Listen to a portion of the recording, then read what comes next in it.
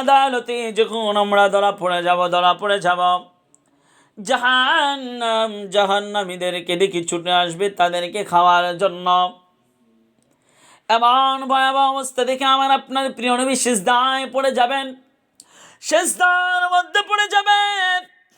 আল্লাহ রাব্বুল আলামিন বলবে, ওগো হাবিব,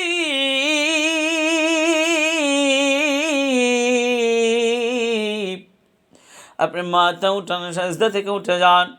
আমি আল্লাহ আপনি যার জন্য, যেই উম্মতের জন্য সুপারিশ করবেন, আমি আল্লাহ তাকে জান্নাত দান করে দেব। বলেন সুবহানাল্লাহ। আল্লাহ নবী, আমার প্রিয় হাবিব, রাহমাতাল লিল আলামিন, আপনি মাথা তোলেন, কিন্তু আমার একটা শর্ত আছে, আমি আপনার উম্মতের আমল নামাগুলো আপনার সামনে খুলতে চাই, আপনার সামনে তাদের আমলগুলো উন্মোচন করতে চাই গো ভাই আমার। মায়ের নবী মাথা উঠাবেন, বিচার কার্যক্রম শুরু হয়ে যাবে। মানুষগুলো দৌড়ি করবে গো, ইয়া নফসি বলে ছুটাছুটি করবে।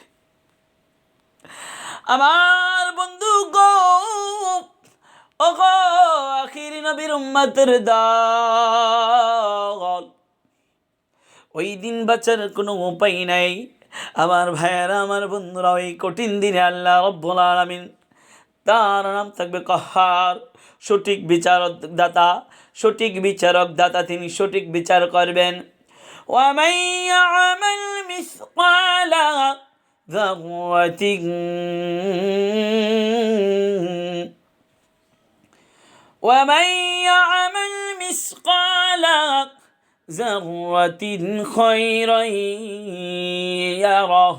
আল্লাহ রাব্বুল আলামিন বলে, বান্দারে তুমি জীবনে যত ভালো কাজ করেছো, আমি আল্লাহ তার সরিষা বিন্দু পরিমাণ তোমাকে দিয়ে দিব।